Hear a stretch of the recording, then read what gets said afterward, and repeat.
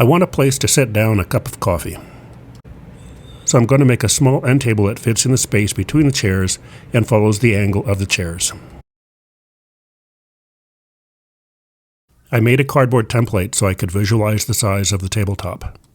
I wanted to determine how wide the front edge should be and how deep the table would be front to back. This also gave me a way to measure angles. Whiskey, you want to go out to the shop? Come on.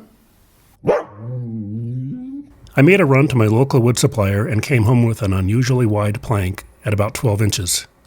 It's a rare event when a single board is wide enough for the top of any project. And at 12 inches, it still isn't enough. I need 14 inches at the widest point. So a couple scraps are glued on at what I chose to be the wider end. Following is a shop video of the initial breakdown of the cherry plank. I have a leftover piece of cherry plywood, 3/4 cherry plywood. That'll be the bottom shelf. And I have a chunk of 6/4 cherry, and that'll make up a good portion of the legs on this table. Time to lay it out and start cutting. So now it's time to look at how we're going to make the first cut on this plank. And I've got my cardboard template that I set up inside. So as wide as this board is, it's not as wide as what the tabletop will be. I won't quite go to the end with it, so somewhere around there will be the front of it, and in the back will be something shorter than this. And I'm going to have to add, I don't know, about 2 inches plus, about 2 inches on either side, but just for a short distance. So I may be able to use some of this scrap down here. We'll have to see how that works out.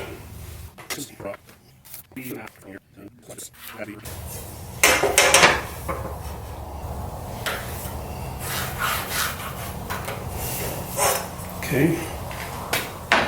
And now let's see how we are with this rough edge.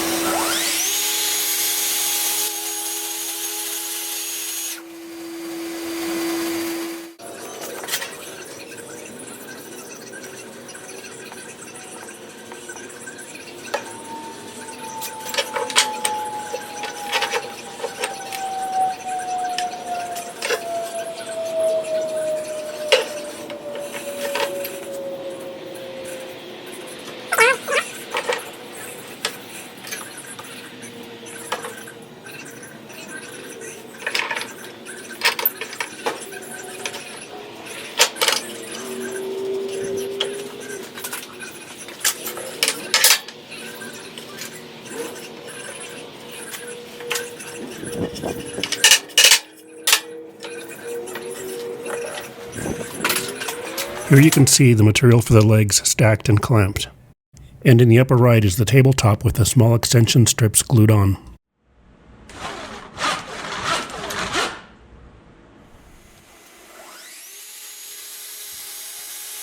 The track saw is perfect for cutting angles on the trapezoid-shaped top.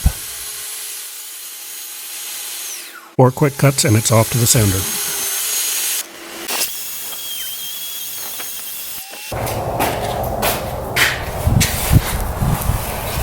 Okay, so here's the top of this little end table. Time to run it through the sander.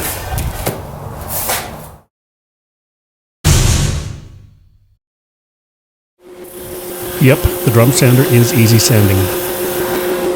This is a machine that I have no regrets buying.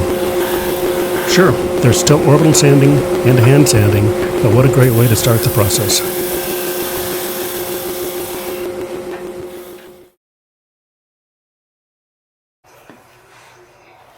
Using the table saw, I'm cutting notches that will support the bottom shelf.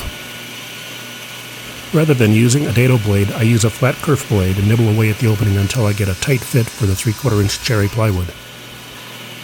It sounds like a process that would take a long time, but with 4 legs and maybe 6 or 7 passes, it goes quick enough. The notches have to be cut while the legs are still square. The next step following the notches will be to cut 10-degree angles on each of the legs.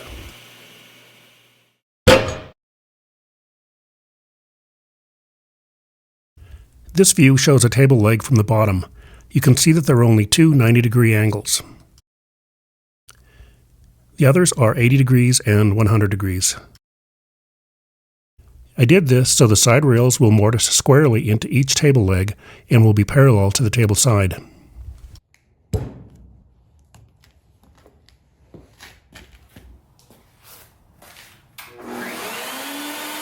I used the router to make little decorative bead cuts on the table sides.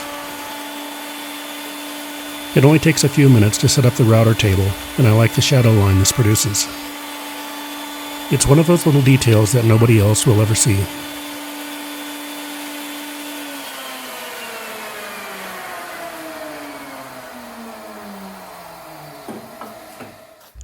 Okay, what's the next step? Well, that's no help.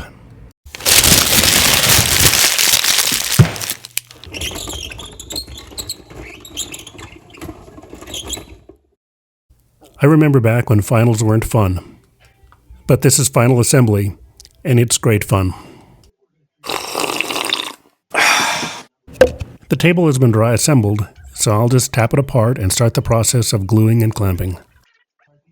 The side pieces are cut for mortise and tenon.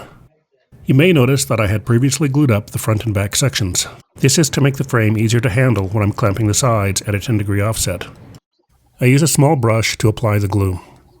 There's no stopping once this final assembly process has been started. The bottom shelf just fits into the notches cut into the legs. No fasteners are required on this project. Even though I've dry assembled a number of times, putting pieces in place with wet glue seems to bring on the unexpected. So all is going well until... Yikes! Came close to losing that one. After all the glued pieces were in place, it needed to be clamped. I only had bar clamps, so I made a few 10-degree clamp blocks to protect the table legs. Now it's time to stand back and look over the assembled table. It's looking good. I'll have to take it inside, get a cup of coffee, and test it out.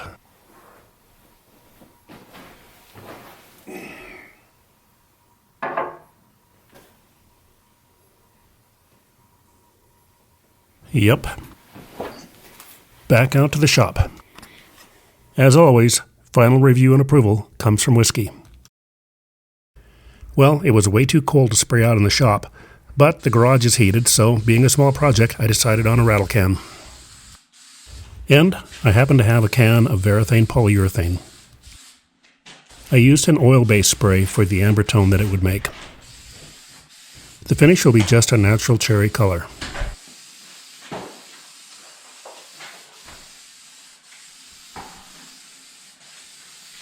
And here it is.